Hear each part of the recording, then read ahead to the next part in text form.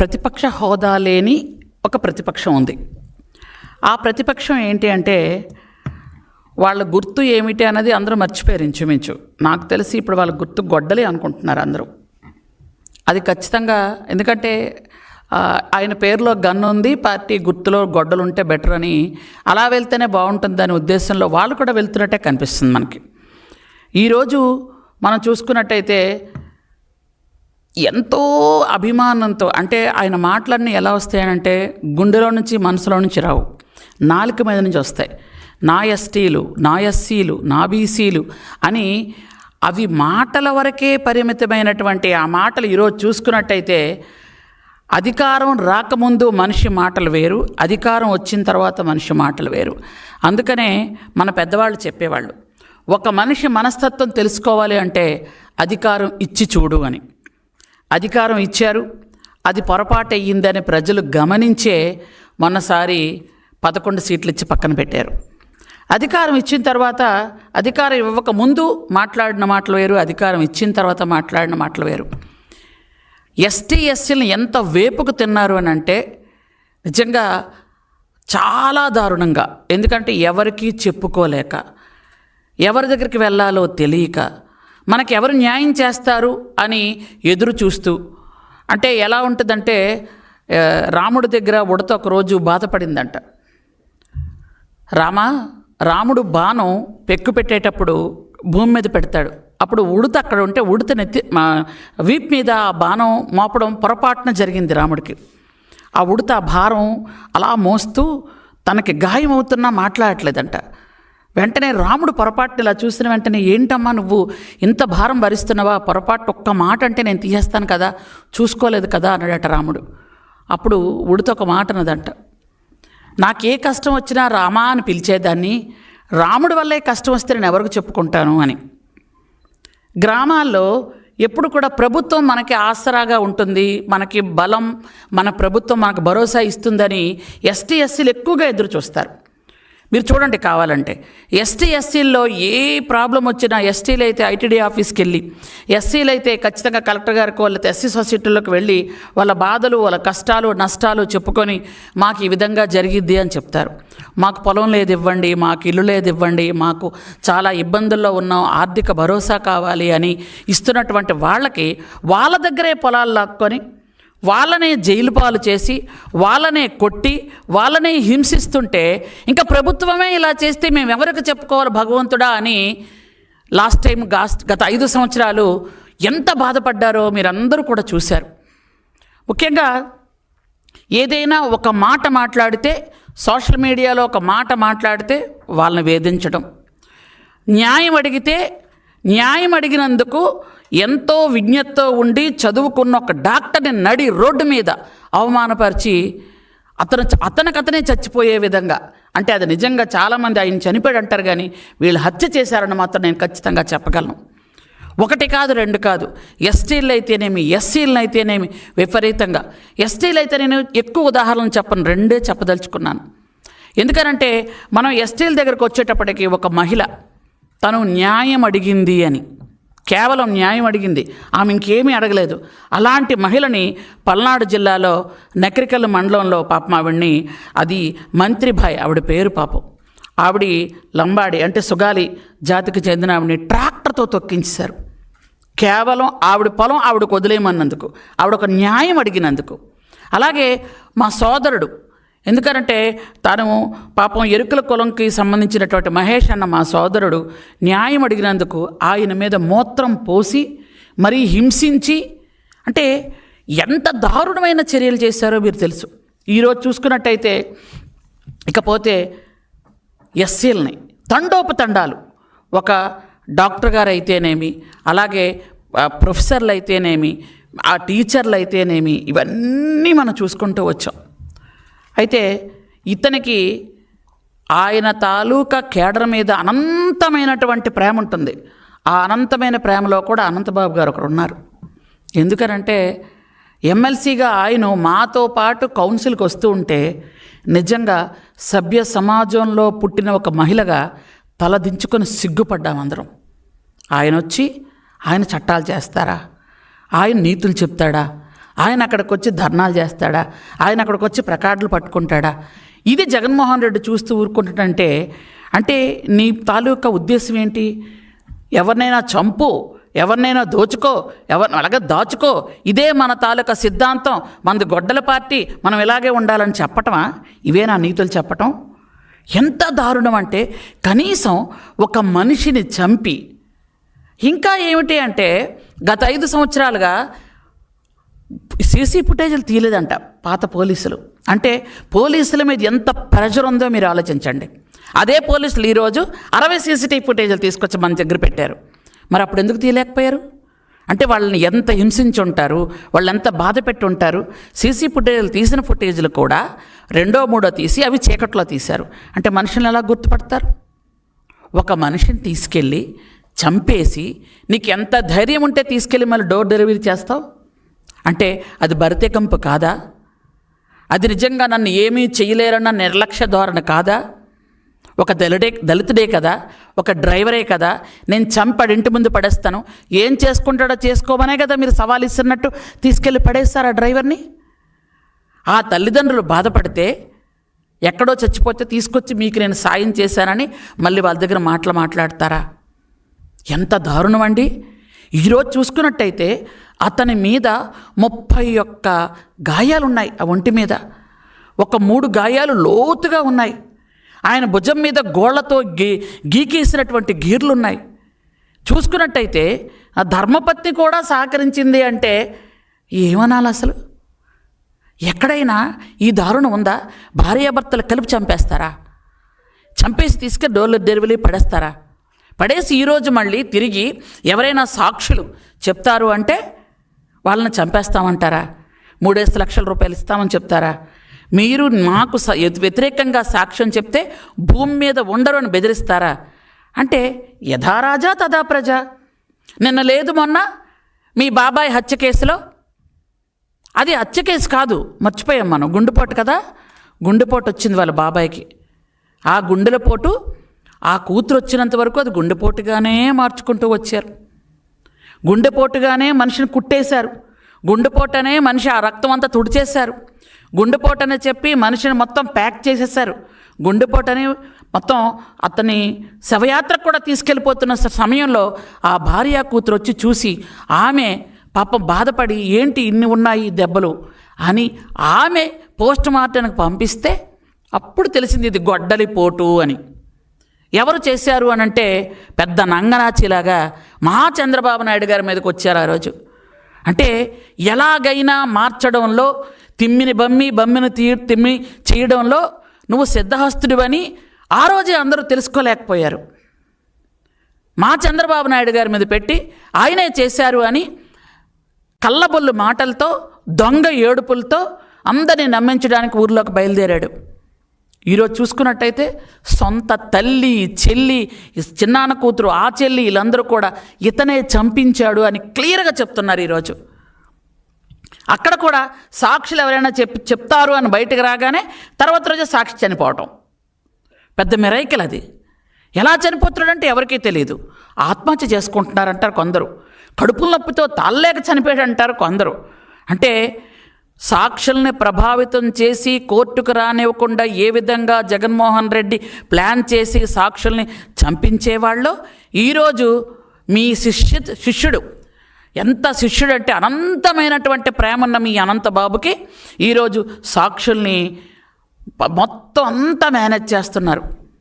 వెళ్ళి ఆ ఫ్లాట్లోకి వెళ్ళి మీరు ఎవరైనా చెప్తే ఒప్పుకోమని నలుగురిని బెదిరించి మీకు డబ్బులు ఇస్తామని చెప్పి, అంటే సామ దాన వేద దండోపాయాలన్నీ కూడా వాళ్ళ మీద ఉపయోగించి చివరికి జాగ్రత్త మాకు గొడ్డలిపోటు ఉండనే ఉంది అని వాళ్ళని బెదిరించి రానివ్వకుండా చేస్తున్నారు.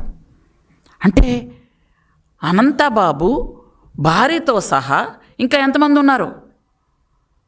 వీరంతా కలిపి ముఖ్యంగా గత 5 సంవత్సరాలుగా అనంతబాబు ఒక్కడనే జైల్లో పెట్టడం ఆయనే చేశాడు. అది ఏంటి, మా దళిత సోదరులందరూ కూడా రోడ్డు మీదకి వచ్చి 3 రోజుల తర్వాత ఇంతవరకు కనీసం కేసు పెట్టలేదు అని అంటే అప్పుడు వాళ్ళంతా ఏడ్చి మొత్తుకుంటే 3 రోజుల తర్వాత అనుమానాస్పద మృతి అని పెట్టారు. అంటే పోస్ట్మార్టం చేసిన డాక్టర్కి తెలీదా 31 గాయాలు ఉన్నాయని? పోస్ట్మార్టం చేసిన డాక్టర్ తెలీదా 3 అతి లోతైన గాయాలు ఉన్నాయి అని? బాడీ మీద గోళ్ళతో రక్కుళ్ళు ఉన్నాయని తెలీదా? కానీ అనుమానాస్పద మృతి అని పెట్టారు. ఈరోజు మా దళిత సోదరులందరూ కూడా వాడవాడల్లో కూడా ధర్నాలు చేస్తున్నారు, వెంటనే అనంతబాబును శిక్షించండి అని. ఎందుకనంటే మీరు ఆల్రెడీ మొదలుపెట్టేశారు బేరాలు. ప్రతి దగ్గరికి వెళ్ళిపోయి ఎవరు కూడా డబ్బులకు అమ్ముడుకు పోవాలనుకోలేదు సాక్షులు. కానీ ప్రాణం అంటే ప్రతి ఒక్కరికి భయమే, తీపి ప్రాణం అంటే. ఒకసారి ప్రాణం పోతే మళ్ళీ తిరిగి రాంది ప్రాణం ఒక్కటే. కాబట్టి మా భార్య పిల్లలు ఏమైపోతారో, నా కుటుంబం ఏమైపోతుందో ప్రతి ఒక్కరు భయపడుతున్నారు. ఎందుకంటే వీళ్ళ సంగతి అందరికీ తెలుసు కాబట్టి. సొంత చిన్నాననే ఆయన ఇంట్లో ఆయన్ని చంపించగలిగిన పెద్ద మనుషులు ఈరోజు బయట సాక్షులు చంపించడంలో వాళ్ళకి పెద్ద శ్రమ కాదు కదా. అదే భయపడుతున్నారు. ఎంత భయపడుతున్నారు అని అంటే ఈరోజు పోలీసులు వచ్చి అడిగితే చెప్పడానికి కూడా భయపడుతున్నారు. ఇలా మీరు చేసుకొని వెళ్తారా అంటే అత్యుత్తమైనటువంటి న్యాయస్థానం సుప్రీంకోర్టు కూడా ఒక క్షణకాలం నిర్లిప్తతో ఉండిపోయి షాక్ అయ్యారు వాళ్ళు. ఏంటిది, ఇన్ని రోజుల నుంచి మీరు ఈ కేసుని ఎలా చూడలేదు? ఒకే మనిషి హత్య చేశాడని మీరు ఎలా అనుకుంటున్నారు? ఆయన భార్య కూడా ఉంది కదా, మిగిలిన వాళ్ళు ఉన్నారు కదా, మీరు ఏం చేస్తున్నారని సుప్రీంకోర్టు అడిగే పరిస్థితి తీసుకొచ్చారు ఈరోజు. కానీ అంటే పోలీసులకు తెలీదా? కానీ ఆ రోజు వాళ్ళకి ఎంత ప్రెజర్ ఇచ్చారో, ఎంత వాళ్ళని ఇబ్బంది పెట్టారో ఇవన్నీ కూడా మనం చూడాల్సిన అవసరం ఉంది. పైపిచ్చు వీళ్ళు ఏం చెప్పారు కోర్టులోని పోలీసులకి? ఈయన క్షణికావేశంలో ఆయన జస్ట్ ఇలా నెట్టాడంట, ఆయన కాలువలో పడిపోయాడంట, చనిపోయాడంట. అంటే బాబాయిని కూడా వాళ్ళంతే, గుండెపోటు వచ్చింది చనిపోయాడు అంటున్నారు వాళ్ళు. ఇక్కడ వీళ్ళు జస్ట్ నెట్టాడు చనిపోయారు. మరి ఒంటి మీద ఉన్న గాయాల సంగతి ఏంటి? ఒంటి మీద గాయాలు చూస్తారు కదా. అంటే మనుషులు ప్రాణాలు తీయడం వీళ్ళకి మొదటి నుంచి వెన్నతో పెట్టిన విద్య. ఇప్పుడే కాదు, తాత ముత్తాతల నుంచి చేసుకుంటూ వస్తున్నారు నేర చరిత్ర.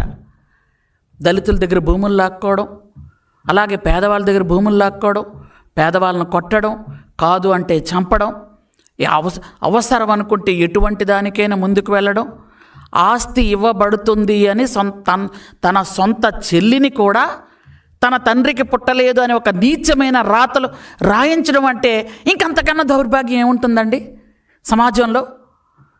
మనం సమాజంలో చూసుకున్నట్టయితే ప్రతి తల్లి తండ్రి కూడా తన బిడ్డల్ని ఒకలాగే చూసుకుంటారు. ఆ బిడ్డలు కూడా ఈరోజు కూడా మన పుట్టింటికి వెళ్ళి సారే సీరా తెచ్చుకుంటున్నామంటే అన్నదమ్ములు ఆ విధంగా మన భారత సంస్కృతిలో ఉందది. అలాంటి అన్న దగ్గరికి వెళ్ళాలంటే భయపడుతుంది ఒక చెల్లి. అంటే అన్నయ్య నాకు ప్రథమ శత్రువు అంటుందంటే, నా ఆస్తి మొత్తం దోచుకుంటున్నాడు అంటే, మా చిన్నాన్నని చంపించాడు అంటే, మా అమ్మను కూడా చంపిస్తాడేమో అని భయపడుతుంది అంటే, మా అమ్మని కేవలం రాజకీయం కోసమే ఇంట్లో నుంచి బయటికి నెట్టేశాడు అంటే, మా ఆస్తి మొత్తం లాక్కున్నాడు అని ఒక చెల్లి చెప్తుంది అంటే, చిచి నీది ఇంకా బ్రతికేనా అంటున్నాను నేను. ఇంకా వచ్చి నువ్వు నీ తాలూకా గ్యాంగు ఇంకా నీతి వాక్యాలు చెప్తున్నారే టీవీల ముందు. మా దౌర్భాగ్యం కాకపోతే వాటిని కూడా మేము వినాల్సి వస్తుంది. కొంతమంది లాస్ట్ టైం బూతుల మంత్రులు కొంతమంది ఉన్నారు, వాళ్ళు ఈరోజు బయటకు వచ్చి టీవీల ముందు ఇష్టానుసారంగా మాట్లాడుతున్నారు. నీతి గురించి, నిజాయితీ గురించి, పరిపాలన గురించి, దక్షత గురించి, క్రమశిక్షణ గురించి వాళ్ళ నోట్లో నుంచి ఆ మాటలు వస్తుంటే ఆ రోజు బూతులు మాట్లాడినప్పుడు ఎలాగుందో ఇప్పుడు అలాగే అనిపిస్తుంది నాకైతే. ఎందుకంటే మీకు ఆ మాటలు సెట్ అవ్వవు, కష్టం, ఎవరు వినలేకపోతున్నారు. అంటే మనుషుల్ని చంపించేయడాలు, మనుషుల్ని బెదిరించేయడాలు ఇవన్నీ మీకు వెన్నతో పెట్టిన విద్య. ఇది మిమ్మల్ని ఎవరిని అంటే కాదేది కవితకు అనర్హం అని ఆ మహాకవి రాసినట్టుగా మీకు కాదేది మనిషిని బెదిరించడం, చంపించడం మీకు చాలా బాగా తెలుసు. ఈ రోజుకి మీరు ఇంకా అధికారంలో లేకపోయినప్పుడు కూడా మీ దౌర్జన్యాలు కొనసాగిస్తున్నారు అని అంటే ఇది అంబేద్కర్ రాసిన రాజ్యాంగంలో మేము బ్రతుకుతున్నాం కాబట్టి, ఆ రాజ్యాంగాన్ని మేము ఈరోజు గౌరవిస్తున్నాం కాబట్టి, అంబేద్కర్ రాజ్యాంగంలో మేమందరం కూడా బ్రతికి మా రాజ్యాంగాన్ని గౌరవించి అలాగే వెళ్ళాలనుకుంటున్నాం కాబట్టి మీరైతే వెంటనే చంపేస్తారు, వెంటనే జైల్లో పెట్టించేస్తారు, వెంటనే వాళ్ళ కాలు చేతులు తీయించేస్తారు, ఏ ట్రాక్టర్తోనో తొక్కించేస్తారు, లేకపోతే ఏ రాత్రి చంపేసి డోర్ డెలివరీ చేసేస్తారు, లేకపోతే ఏ పిచ్చోడినో చేసి ఏదో ఒక ఇంజక్షన్ చేసి పక్కకు పెట్టేస్తారు. ఎంతమందిని మీరు అలా చేశారు మాకు తెలీదా? ఎంతమంది దళితుల్ని, అంటే దళితులైతే మాట్లాడలేరు, ఎస్టీలైతే మాట్లాడలేరు, వాళ్ళు ఏం చేసినా పర్వాలేదు, వాళ్ళు ఎలా చంపేసినా పర్వాలేదు, వాళ్ళు మా కాళ్ళ కింద బ్రతికే ఒక చిన్న చీమల కంటే వాళ్ళు దారుణం అనే కదా మీ తాలూకా ఆలోచన. ఈరోజుకు కూడా మీకు ఇంకా అదే ఆలోచన ఉంది. ఎందుకంటే రాజ్యాంగం ప్రకారం మేము వెళ్తున్నాం కాబట్టి. అదే మీరై ఉంటే వచ్చిన వెంటనే మొత్తం మమ్మల్ని అందరినీ లోపల పెట్టేసేవాళ్ళే. ఇప్పటికీ ఎవరిని కనీసం బయట నిలబడినవ్వకుండా చేసేవాళ్ళే. ఎవరైనా ఒక పోస్ట్ పెడితే దాన్ని కేవలం మనం ఫార్వర్డ్ చేస్తేనే మీరు వాళ్ళని పిలిపించి సిబిఐ దగ్గర పిలిపించి ఒక రోజు మొత్తం కూర్చునిపెట్టి వాళ్ళ నరకయాతన పెట్టించేవాళ్ళే. ఈరోజు మీరేం చేస్తున్నారు? ఎన్ని తప్పులు చేశారు? ఈ తప్పులన్నిటికీ కూడా మీకు ప్రాయశ్చిత్తం ఎలాగూ పడరు, కనీసం సిగ్గుపడట్లేదు మీరు. మళ్ళీ తిరిగి ధైర్యంగా మీరే ఏదో దీనిలాగా వచ్చి ప్రెస్ మీట్లు పెడుతున్నారే. ఆల్రెడీ మీ చెల్లి చెప్పేశారు గొడ్ల పార్టీ మీదని. ఎందుకనంటే ఆవిడ క్లియర్గా చెప్పారు. ఎందుకు అంటే మీరు జైల్లో ఉండేటప్పుడు తను శ్రమ తీసుకొని కాళ్ళకు ఆపరేషన్ జరిగినా కానీ పాదయాత్ర చేసి నీకు ఒక మంచి భవిష్యత్తు ఇవ్వాలని మీ చెల్లి తిరిగిందే. అలాంటి చెల్లిని ఆవిడ ఆస్తిని నొక్కేసి నువ్వు, ఆవిడ బయట తోసేసి నువ్వు రాష్ట్రంలో ఉన్న ఆడవాళ్ళకి ఏం న్యాయం చేస్తారని ఆడవాళ్ళ గురించి మాట్లాడుతున్నావు. ఇంట్లో తండ్రి అంతటి చిన్నాన్న, అంటే తండ్రి తర్వాత తండ్రిని ఎంతో ప్లాన్ చేసి చంపించేసి నువ్వు బయటకు వచ్చి మిగిలిన తండ్రుల గురించి అన్నతమ్ముల గురించి నువ్వేం మాట్లాడతావు? అసలు వాళ్ళకి నువ్వేం న్యాయం చేస్తావు? ఇంట్లో నీ తల్లినే నువ్వు బయటకి ఇచ్చేసి ఈరోజు బయటకు వచ్చి తల్లుల గురించి నువ్వు మాట్లాడతావా? బుద్ధుందా? సిగ్గుందా? మానవత్వం ఉందా? అది నువ్వు మాట్లాడే మాటలు. దానికో స్క్రిప్ట్, ఆ స్క్రిప్ట్ చూస్తే కానీ చదవలేవు. ఆ చదవడం కూడా ఎంత దారుణం అంటే పిచ్చోడి చేతిలో రాయిలాగే మావేగంలాగే ఉంటుంది. అది అసలు విషయం ఏంటంటే ఎవరికీ అర్థం కాలేదు అదేంటో పాపం. చాలామంది కుర్రాళ్ళు మనం ఫేస్బుక్లో వాట్సాప్లో చూస్తున్నాం. మావేగన్ అంటే మీరు చూశారు కదా, చాలామంది చూసుంటారు. మానసికంగా, మా అంటే మానసికంగా, వి అంటే వికలాంగులు, జగనట. అలాంటి పరిస్థితి. ఎందుకంటే మావేగన్ అంటే ఎవరికి అర్థం కాలేదు. అది అమరావతి దేవతల రాజధానినే నువ్వు యాక్సెప్ట్ చేయలేకపోయావు, నీ సొంత తల్లినే నువ్వు యాక్సెప్ట్ చేయలేకపోయావు. అంటే అమ్మని, అమరావతిని, ఆంధ్రప్రదేశ్ని యాక్సెప్ట్ చేయలేని వాడివి ఇంక దేన్ని యాక్సెప్ట్ చేయగలవు? అమ్మ, అమరావతి, ఆంధ్రప్రదేశ్ అనేది అందరికీ ఇష్టం. అదే నీకు ఇష్టం లేదు. ఇంక అసలు నీ గురించి ఏం మాట్లాడతావు? ఇంకా చెప్పండి, ఏం మాట్లాడగలం? నిజంగా నీ ఫాలోవరు పెద్ద దస్తగిరి ఆయన ఇంటికి ఎందుకు వెళ్ళలేదు చెప్పండి ఒకసారి. 3 రోజులు అక్కడే ఉన్నావే, పరామర్శ చేయడానికి వెళ్ళాలి కదా. వెళ్తే వాళ్ళ ఆవిడ ఎక్కడ నీకు షర్ట్ పట్టుకొని గట్టిగా అడుగుతుందని భయం. వాళ్ళ కుటుంబ సభ్యులందరూ కూడా వెళ్ళి ఖచ్చితంగా షర్ట్ పట్టుకొని ఏం బాబు నువ్వు చేసి మనం నువ్వే వస్తున్నావా పరామర్శించడానికి అని అడుగుతారని భయంకనే ఆయన మానేశాడు. లేకపోతే 3 రోజులు అక్కడే ఉన్నాడుగా. అది నీ పరిస్థితి. ఈరోజు ఎక్కడైనా ఏదైనా జరిగితే వచ్చి పరామర్శ చేయడానికి వచ్చేస్తున్నావు. ఎందుకు? తాడేపల్లి కొంపలో ఉండి ఉండి ఉండి విసుగొస్తుందో, లేకపోతే నీ ముఖం ఒకసారి అందరికీ చూపించాలని వస్తున్నావో తెలియదు. కానీ ఎన్ని జరిగాయి. మహానుభావుడు లెగ్గ పెట్టాడు, కరోనా వచ్చింది. కరోనాలో కొన్ని వేల మంది చనిపోతే ఒక్కరోజు, కనీసం ఒక్కరోజు ఒక్కరికైనా అయ్యో ఇలా జరిగిందే, ఇంతమంది చనిపోతారని ఒక్కరోజు టీవీ ముందుకు వచ్చావా? టీవీ ముందుకు వస్తే నీకు ఎక్కడ కరోనా వస్తుందని నీకు భయం. ఇంట్లో పనుండి కనీసం ఒక్కరోజు కూడా నువ్వు ఒక ప్రెస్ మీట్ కూడా ఇచ్చిన పాపాన పోలేదు. మాస్కులు, ట్యాబ్లెట్లు అడిగితే తిరిగి డాక్టర్లను చంపించావు తప్ప ఎవరికి ఒక ఆక్సిజన్ ఇచ్చావా? ఆ రోజు మా చంద్రబాబు నాయుడు గారు, మా భువనమ్మ ఎన్టీఆర్ ట్రస్ట్ ద్వారా ఎంతోమందికి ఆక్సిజన్ సిలిండర్లు పంచారు. మేమందరం మా చంద్రబాబు నాయుడు గారు పిలుపు అందుకొని ప్రతి గ్రామంలోకి వెళ్ళి ఆహార పొట్టాలు కానీ మిగిలిన అన్ని కార్యక్రమాలు మేము చేసాం. మీరు ఎక్కడైనా కొంచారా? ఒకవేళ ఎవరైనా బయటకు వస్తే వాళ్ళకి ఎక్కడ కరోనా వచ్చేస్తుందేమని మామూలుగా నువ్వు పక్కన ఎవరిని కూర్చుని పెట్టినవో. అలాంటిది ఈరోజు నువ్వు దేనికి వస్తున్నావు పరామర్శలకి? నీ కారులో నుంచి ఎవరి మేడ మీదైనా ఎక్కించుకెళ్ళిపోవడానికి వస్తున్నావు పరామర్శకి. అది నీ పరామర్శ. చుట్టూ చూస్తే 100 మంది ఉండరు, కానీ ఒక మనిషి నీ కారు కింద పడిపోతే తొక్కించుకెళ్ళిపోతే డ్రైవర్కి తెలియదా, నీకు తెలియదా? కానీ వెళ్ళిపోయావే, మళ్ళీ వాళ్ళని నీ ప్యాలెస్ పిలిపించుకొని మాట్లాడతావా? అంటే నువ్వు ఎంత హృదయం లేని మనిషివో ఆ ఒక్క ముక్క అర్థం కాలే. కాబట్టి ఎంత దారుణమైనటువంటి సంఘటనలు జరుగుతున్నాయంటే గత 5 సంవత్సరాలు మీ తాలూకా దారుణాలు అన్నీ కొనసాగించుకుంటూ వెళ్ళారు. ఇప్పటికీ ఇంత దారుణాలు జరుగుతున్నా ఆ అనంతబాబు నువ్వు పార్టీ నుంచి తొలగించలేదు, ఎమ్మెల్సీ తీయలేదు, పైపెచ్చి నీ పక్కన కూర్చుని పెట్టుకొని చాలా బాగా చంపావు, మన నలుగురిని చంపు అని ప్రోత్సహిస్తున్నావా? ఒక తప్పు జరిగితే పార్టీ అధ్యక్షుడు అనేవాడు, నాయకుడు ఎప్పుడు కూడా వాళ్ళని పక్కన పెట్టి ఉంచుతారు. తప్పు జరిగింది అంటే నిరూపణ అయిన తర్వాత, జరగలేదు అంటే అప్పుడు తీసుకుంటారు. కానీ జరిగింది, అందరికీ తెలుసు, వాళ్ళు కూడా ఒప్పుకున్నారు, నేను ఇలా తోస్తే పడిపోయి చచ్చిపోయాడు అని. చంపేశానని ఒప్పుకున్నట్టే కదా. కానీ నువ్వు కనీసం పార్టీ నుంచి తొలగించడం కానీ, మళ్ళీ అది ఒక గౌరవ సభ, ఆ సభలో తీసుకొచ్చి కూర్చుని పెడతావా ఎమ్మెల్సీనా? ఆయన వచ్చి అక్కడ నీతులు చెప్తాడా? తిరిగి ఆయన ఏమో ప్రెస్ మీట్, అక్కడ మా ఎమ్మెల్యేల మీద ప్రెస్ మీట్లు పెట్టడం సిగ్గు లేకుండా. కాబట్టి ఇది ఇంత దారుణంగా జరుగుతున్నాయి. మీకు ఇంకొక విషయం ఏంటంటే, నిన్న బుచ్చయ్య చౌదరి గారు ఆయన మాట్లాడిన మాటలను వక్రీకరించి మరీ ఇచ్చేస్తారు. ఆయన ఏం మాట్లాడారు ఆయన చెప్పారు పాపం క్లియర్గా. చెప్పిన తర్వాత కూడా వక్రీకరిస్తున్నారు అంటే మీకు ఇంకేం పని లేదు, ఎవరు కార్యకర్తలు వెళ్ళట్లేదు, ఆ కోటను ఎవరు దాటట్లేదు, ఎవరు మీ దగ్గరకు వచ్చినా మీరు రానివ్వరు. అంటే ఈయనకి ఎప్పుడైతే కార్యకర్తలతో మాట్లాడాలనిపిస్తే అప్పుడు రావాలంటే ఎప్పుడు వస్తారు? పాపం కార్యకర్తలు రారు, ఎవరు రారు, పట్టించుకోవడం మానేశారు అందరూ.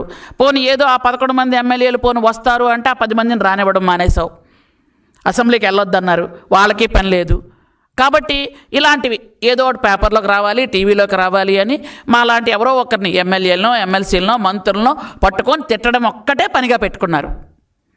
తిట్టి ఒకరోజు టీవీలో కనిపిస్తే బాగుంటుంది. ఎందుకంటే అసలు మనస్సాక్షి లేనిదే ఆ సాక్షి. నేను ఎప్పుడు కూడా సాక్షి పేపర్ని అందుకే పిలవను, ఆ ఛానల్ని కూడా పిలవను. ఎందుకంటే మనం ఒకటి చెప్తే వాళ్ళకి ఇంకోటి వినిపిస్తుంది, అది ఇంకోటి రాస్తారు. కాబట్టి ఎందుకంటే అన్నీ అవే అబద్ధాలే, ఒక్కటి నిజం ఉండదు, ఒక్కటైనా కనీసం నిజం. ఈరోజు చూసుకున్నట్టయితే మీరు చూడండి, ఈరోజు మనకి ఇచ్చినట్టు పదవులు చూడండి, ఎస్టీ ఎస్సీలకు అంత న్యాయం జరిగిందో. ఒక పాలిట్ బ్యూరో మెంబర్గా 2వసారి ఒక సాధారణ గిరిజన కుటుంబంలో పుట్టిన నాకు చంద్రబాబు నాయుడు గారు ఇచ్చారంటే ఏం చేస్తే అండి ఆయన రుణం తీర్చుకుంటాను నేను. ఒక మంత్రిగా 2 శాఖలు ఇచ్చారు. అలాగే నాతో పాటు మంత్రులు, ఎస్సీ మంత్రులు ఉన్నారు, ఎస్టీ నేనున్నాను. మాకందరికీ ఎంత గౌరవ మర్యాదలతో. ఒక్కరోజు నువ్వు ఆ గౌరవ మర్యాద ఇచ్చావా? ఒక్కరోజు వస్తే వాళ్ళందరూ కింద కూర్చోవాలి, లేదా నిలబడాలి నీ గేటు బయట. ఎస్టీ ఎస్సీలు వస్తే నీ దగ్గర నీ చుట్టాలు బంధువులు అందరూ కుర్చీలో కూర్చుంటే వాళ్ళేమో కింద కూర్చోవాలి, లేకపోతే చేతులు కట్టుకొని దూరం నిలబడాలి. చూడు, ఇక్కడికి వచ్చి చూడు, తెలుస్తుంది, టీవీలో చూడు, మమ్మల్ని ఎంత గౌరవ మర్యాదలతో మమ్మల్ని చూస్తారో నీకు అర్థమవుతుంది. మమ్మల్ని సొంత బిడ్డల్లాగా ఆదరిస్తారు చంద్రబాబు నాయుడు గారు, మమ్మల్ని సొంత తోబుట్టువులా చూసుకుంటారు మరి లోకేష్ బాబు గారు. నీకు కనీసం సొంత చెల్లికే న్యాయం చేయలేనివాడివి కబుర్లు ఆడతావు ప్రపంచం అంతవరకు వచ్చి. నీ ఫాలోవర్లకే న్యాయం చెయ్యవు, నీ తల్లికి న్యాయం చెయ్యవు, నీ చెల్లికి న్యాయం చెయ్యవు, నీ పార్టీకి న్యాయం ఉండదు. మరి ఏమిటో ఆ మనిషి ఏంటో నాకు అర్థం కావడం లేదు. కాబట్టి ఇప్పటికైనా బుద్ధి తెచ్చుకో అని చెప్పడం కూడా వేస్టే నాకు తెలుసు. ప్రెస్ మీట్లు పెట్టేటప్పుడైనా పేపర్లు సరిగా రాసుకో, తప్పులు తడకలు రాసుకొని చదివేయకు. పేపర్లు చదవడం కూడా రాకపోతే ఫస్ట్ క్లాస్ స్టూడెంట్ మళ్ళీ ఏమేనంటే నేను ఫస్ట్ క్లాస్ స్టూడెంట్ని అంటావు, ఇంకేం చెప్తాం? కాబట్టి ఈరోజు నేను మీ అందరికీ ఈ ఛానల్ అంటే మా ఆఫీస్లో ఉన్నటువంటి ఈ మీడియా మిత్రులందరి ద్వారా తెలియజేసింది ఏంటి అంటే, దయచేసి లాస్ట్ టైం మనం ఒక తప్పు చేసాం.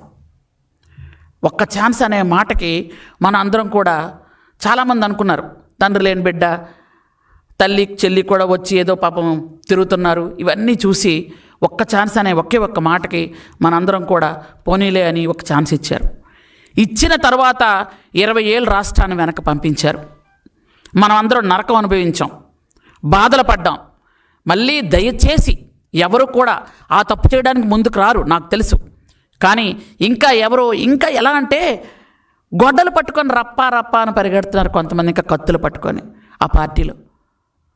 ఆ సోదరులకు చెప్తున్నాను, నీకు అతను చెప్పాడు కదా అని నువ్వు కత్తి పట్టుకొని రప్పా అని వెళ్తే నీ తల్లి, నీ చెల్లి, నీ నాన్న, మీ అన్నదమ్ములందరూ అన్యాయం అయిపోతారయ్యా అనవసరంగా. నువ్వు రప్పా అనుకొని వెళ్తే నీ నాయకుడు నిన్ను పంపిస్తాడు. రేపు నువ్వు చచ్చిపోయినా కూడా రాడు, పరామర్శించడు, నువ్వు కష్టంలో ఉంటే కూడా చూడ్డు. ఎందుకనంటే మీకు అందరికీ గుర్తుందో లేదో, ఆ రోజు విశాఖపట్నం ఎయిర్పోర్ట్లో జస్ట్ ఇలాగ కోడి కత్తితోనే చేసిన తర్వాత అతన్ని 6 ఏళ్ళు జైల్లో ఉంచారు. నీకోసమే నువ్వు చేయించుకున్నావో చేశాడో అవన్నీ అందరికీ తెలుసు.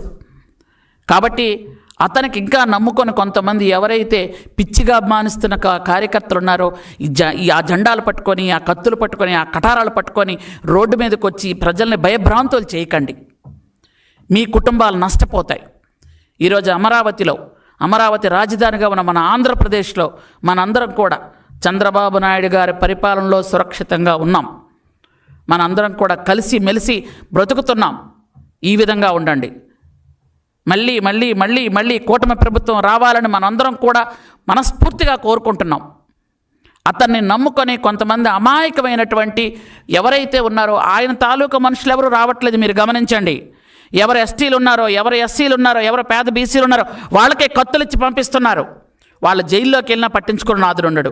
వాళ్ళని రేపు పొరపాటున ఆ దొమ్మిలో వాళ్ళు చనిపోయినా పట్టించుకున్న నాదుడు ఉన్నాడు. కాబట్టి దయచేసి వాళ్ళు కూడా గమనించుకోమని మీ ద్వారా కోరుకుంటూ థ్యాంక్ యూ వెరీ మచ్. నమస్తే.